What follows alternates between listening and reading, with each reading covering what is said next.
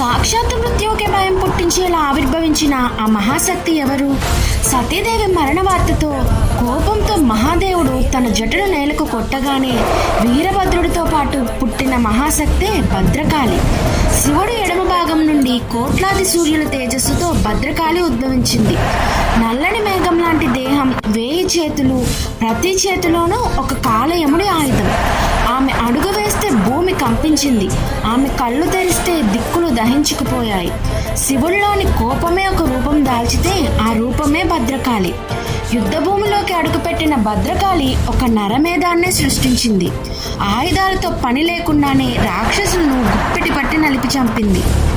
రక్తం వేరులై పారుతుంటే ఆ రక్తంతో తడిసిన ఆమె రూపం చూసి కాలయముడు కూడా పక్కకు తప్పుకున్నాడు. ఇది యుద్ధం కాదు, అది భద్రకాళి చేసిన ప్రళయ తాండవం. విశ్వమే భస్మమైపోయేలా ఉన్న ఆమె రౌద్రాన్ని ఆపడానికి చివరకు శివుడే స్వయంగా రంగంలోకి దిగాల్సి వచ్చింది. తన ఆనంద తాండవంతో ఆ మహాశక్తిని తనలో లీనం చేసుకున్నాడు ఆ బోలా శంకరుడు. ఉగ్రం నుండి పుట్టిన ఆ తల్లి శాంతించి లోకపావనిగా మారింది.